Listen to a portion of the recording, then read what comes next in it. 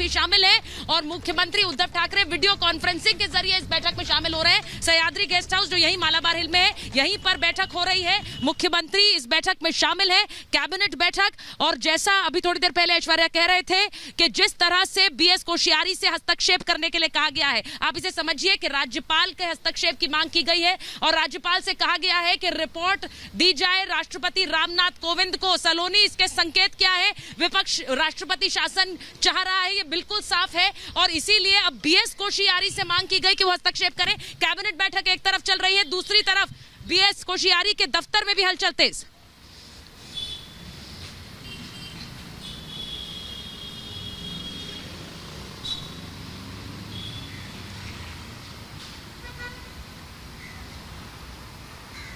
सलोनी, आपको मेरी आवाज आ रही है?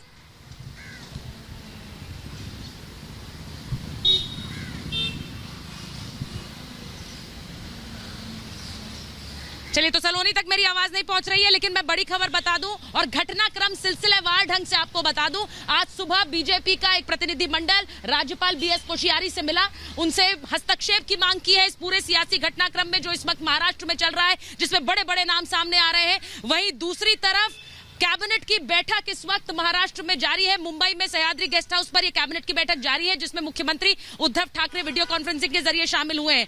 वहीं ये भी खबरें आ रही हैं कि मुख्यमंत्री कार्यालय से इस पूरे सियासी घटनाक्रम पर राज्यपाल का दफ्तर जवाब तलब कर सकता है, यानी कि एक रिपोर्ट मांग सकता है कि आखिर ये सियासी घटनाक्रम क्या है जिसमें आरोप लग रहे हैं बड़े बड़े नामों पर, बड़ी बड़ी कुर्सीदारों पर। ये आरोप क्यों लग रहे हैं, ये क्यों आरोप लग रहे हैं, ये भी खबर है, ये भी खबर आ रही है। इस वक्त एक और बड़ी खबर आ रही है, अंटेला केस में ये बड़ी खबर है। एनआईए की स्पेशल कोर्ट में याचिका दाखिल की गई है, यूएपीए के तहत केस दर्ज हो। अब सोचिए, बड़ी खबर, यूएपीए के तहत ये केस दर्ज हो। ये अंटेला केस में याचिका दायर की गई है एनआईए कोर्ट में। यूएपीए के तहत संवेदनशील मामले, आतंकवाद से जुड़े मामले दर्ज किए जाते हैं और अब एनआईए कोर्ट में यह याचिका दायर की गई है कि अंटेला मामला यूएपीए के तहत दर्ज किया जाए। सलोनी के पास जा रही हूं। सलोनी, आप खुद एनआईए दफ्तर पर मौजूद है और अब याचिका ये कि यूएपीए के तहत, जिसके तहत संवेदनशील आतंकवाद के मामले दर्ज होते हैं, उसके तहत ये मामला दर्ज हो।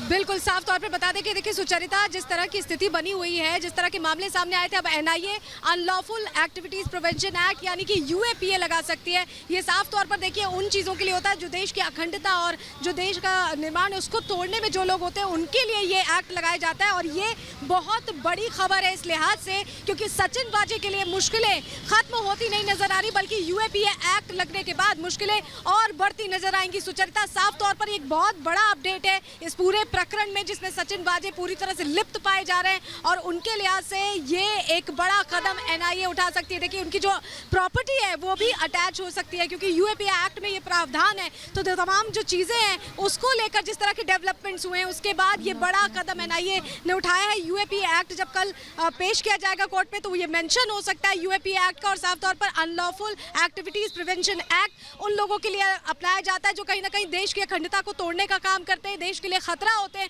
तो उनके लिए ये एक्ट बनाया गया था खास तौर पर। अब देखिए सचिन वाजे को इस एक्ट के तहत अगर बुक किया जाता है तो साफ तौर पर उनके लिए ये बहुत बड़ा झटका है और झटका खत्म यहीं पर नहीं हो रहा है। लगातार सलोनी जहां एक तरफ इस पूरे मामले को यूएपीए के तहत दर्ज करने की बात की जा रही है, वहीं बड़ी खबर जो रिपब्लिक की एसआईटी ने दर्शकों के सामने रखी है। रिपब्लिक की एसआईटी ये जानकारी दे रही है कि कैसे सचिन वाजे मुंबई के 5 स्टार होटल के अंदर 5 दिन तक रहा और कैसे कमरा नंबर 1964 में रहा, 1964 इस कमरे में रहा, 5 दिन तक रहा और कैसे होटल की लोकेशन से लेकर उसकी फंडिंग तक लेकर और साथ ही साथ उस गाड़ी की भी जानकारी रिपब्लिक की एसआईटी ने खोजकर आपके सामने रखी है। जिस तरह से ये साजिश सामने रखी गई, एक रिपोर्ट देखिए।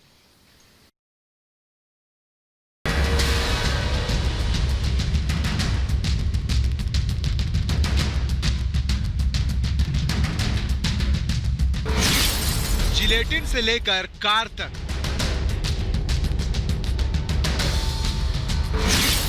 साजिश के आधार तक,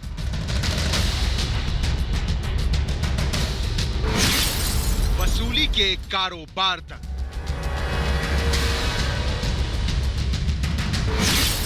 रिपब्लिक भारत का एक्सक्लूसिव खुलासा। सचिन वाजे के कारनामों की नई नई परतें उखड़ती जा रही हैं। ज्यों-ज्यों जांच आगे बढ़ रही है, वाजे के खेल के किरदार बेनकाब होते जा रहे हैं। रिपब्लिक भारत की स्पेशल इन्वेस्टिगेटिंग टीम उस तय तक पहुंची जहां वाजे ने एंटीलिया साजिश का खाका खींचा, अपने पद का हद से बाहर जाकर बेजा इस्तेमाल किया। चाहे लग्जरी होटल में ठहरना हो या भुगतान करना हो, वाजे ने कदम कदम पर अपने रसूख के दम पर गहरी साजिश रची। 16 फरवरी को जब वाजे ने लग्जरी होटल में चेक इन किया तो साजिश की पोटली भी उसके साथ पहुंची। फर्जी आधार कार्ड के सहारे सचिन वाजे ने लग्जरी होटल में चेक इन किया और कमरा नंबर 1964 में ठहरा। जांच एजेंसी के हाथ लगे सीसीटीवी फुटेज बता रहे हैं कि सचिन वाजे के पीछे एक गुजरात की महिला उनके साथ थी। दोनों के पास 5 बैग थे और उसी सीसीटीवी से पता चल रहे हैं कि वो महिला, गुजरात से आई महिला, वाजे के साथ होटल में 2 दिन तक रुकी। सचिन वाजे लग्जरी होटल में कुछ घंटों के लिए नहीं बल्कि पूरे 5 दिन ठहरा। 16 फरवरी से लेकर 20 फरवरी तक वाजे होटल में ही था। वाजे ने इस होटल में 16 फरवरी की शाम करीब 7:30 बजे चेक इन किया। वाजे ने फर्जी आधार कार्ड देकर इसी होटल में कमरा बुक किया। होटल में वाजे ने अपना नाम सुशांत सदाशिव खामकर बताया था। सचिन वाजे इस होटल में सफेद रंग की इनोवा कार से आया था। सूत्रों का कहना है कि वाजे एक बैग में जेलेटिन के रॉड्स लेकर आया था और दूसरे बैग में कैश। ये सब होटल के सीसीटीवी में रिकॉर्ड हुआ है, जिसकी जांच अब एनआईए कर रही है। 20 फरवरी को दोपहर 1:30 बजे के करीब सचिन वाजे ने इस होटल से चेकआउट किया। तब तक वाजे साजिश की पटकथा लिख चुका था। Bureau report, Republic Bharat. तो रिपब्लिक की एसआईटी ने आपके सामने रखे हैं सचिन वाजे से जुड़े हुए अहम जानकारियां। सचिन वाजे कौन से होटल में रहा, सचिन वाजे 5 दिन तक एक 5 सितारा होटल में किसकी फंडिंग लेकर रुका, यानी किसने स्पॉन्सर किया उसके 5 दिन के स्टे को, कितने पैसे सचिन वाजे ने लिए। और साथ ही बड़ी खबर ये भी रिपब्लिक की एसआईटी ने आपके सामने रखी है कि कैसे सचिन वाजे के ड्राइवर ने खुलासा किया है स्कॉर्पियो गाड़ी को लेकर और उसके पुलिस हेडक्वार्टर में 5 दिन तक पार्क्ड रहने को लेकर। ये बड़े खुलासे रिपब्लिक की एसआईटी आपके लिए लेकर आई है। सलोनी सचिन वाजे इस पूरे जांच के केंद्र में है, सेंटर पॉइंट है और इसीलिए सचिन वाजे से जुड़ी एक एक जानकारी, इसके तार कहीं ना कहीं पूरी कॉन्स्पिरेसी से जोड़ती है। बिल्कुल सुचरिता, देखिए पूरी कॉन्स्पिरेसी की गई और बहुत प्लान्ड वे में की गई, क्योंकि देखिए सिलसिलेवार तरीके से जिस तरह से हम खुलासे कर रहे हैं, कल हमने बताया आगे किस तरह से एक फर्जी आधार कार्ड लेकर सचिन वाजे वहां पर ठहरा था और 5 दिनों का, जैसे कि आपने मेंशन किया, 16 फरवरी को वो साफ तौर पर शाम को 7:30 बजे वहां पहुंचा और 20 तारीख तक 1:30 बजे तक वहां पर रहा और उसके बाद वहां से निकला। लेकिन इस दौरान 5 बैग्स लेकर पहुंचा। महिला से भी उसकी 2 दिन मुलाकात हुई, क्योंकि 2 दिन वो महिला वहीं रुकी हुई थी। तो पूरी प्लानिंग प्लॉटिंग वहीं पर की गई सुचरिता। और आज जिस तरह से हमने बताया है कि रूम नंबर 1964 ये सामने आ गया है, जिस रूम में वो रहा था। इसके अलावा एक कारोबारी ने उसके रहने को, पूरे उसके जो 5 दिन का खर्चा था उस 5 स्टार होटल का, उसे फंड किया था। सिलसिलेवार तरीके से लगातार देखिए हम हर सच को सामने रख रहे हैं और ये कड़ियां जोड़ने का मकसद सिर्फ यही है कि समझ में आए कि आखिर ये घटना हुई कैसे। तो सचिन वाजे से जुड़ा एक एक खुलासा सलोनी हम लोगों के सामने रख रहे हैं। पहला खुलासा होटल के स्टे को लेकर, यानी 5 सितारा होटल में सचिन वाजे रहा उसको लेकर। दूसरा खुलासा सचिन वाजे होटल के अंदर रहा और होटल में 5 दिन तक एंटिला की साजिश रची गई। वहीं दूसरी बड़ी बात, सचिन वाजे के इस पूरे 5 दिन के स्टे को मुंबई के कारोबारी ने फंड किया। ये वो कारोबारी था जिसका अपना केस पुलिस महकमे में फंसा हुआ था और सचिन वाजे ने उसे इस केस के एवज में 13 लाख रुपए लिए और मुंबई के एक 5 सितारा होटल में 5 दिन तक कमरा बुक किया। ये भी बड़ा खुलासा रिपब्लिक की एसआईटी आपके सामने लेकर आ रही है। ये भी रिपोर्ट देखिए।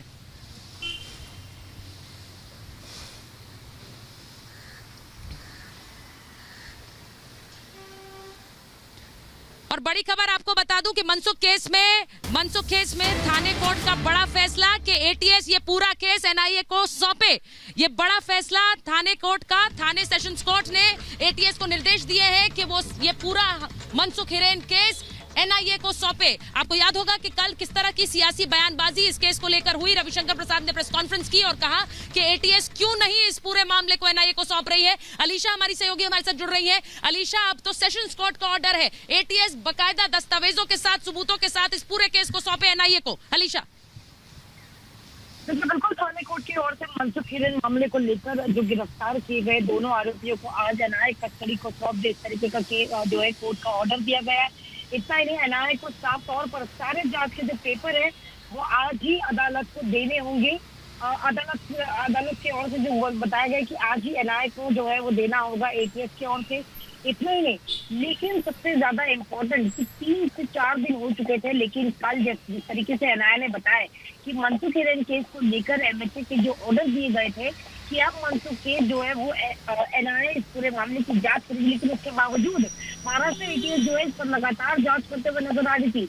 लेकिन कल कोर्ट के सामने एनआईए ने बताया कि साथ ही एटीएस का कोई भी सहयोग नहीं मिल रहा है, जिसको देखते हुए कड़े आदेश जो है वो थाने सेशन कोर्ट की ओर से दिए गए, जिसमें बताया गया है थाने कोर्ट ने सीधे तरीके से बोला है एटीएस को कि जितने भी इससे रिलेटेड जितने भी पेपर, डॉक्यूमेंट और आरोपी है वो सब आप एनआईए के कस्टडी में दे दीजिए।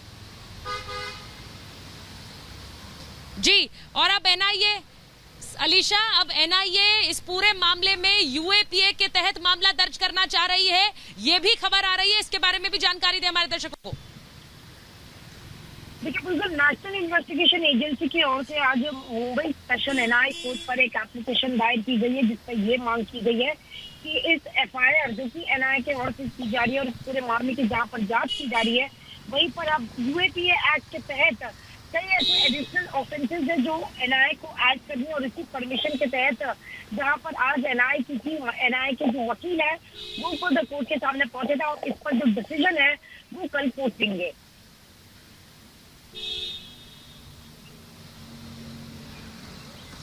तो बड़ी खबर अपने दर्शकों को हम बता रहे हैं कि एनआईए को मनसुख हिरेन केस को ट्रांसफर करने का आदेश आने के सेशंस कोर्ट ने एटीएस को दिया है। वहीं दूसरी तरफ एनआईए ये भी चाहती है कि इस मामले में यूएपीए के तहत मामला दर्ज हो। इस पूरी बड़ी खबर पर लगातार अपडेट्स मुंबई से आपको दे रहे हैं। फिलहाल एक छोटा सा ब्रेक ले रहे हैं।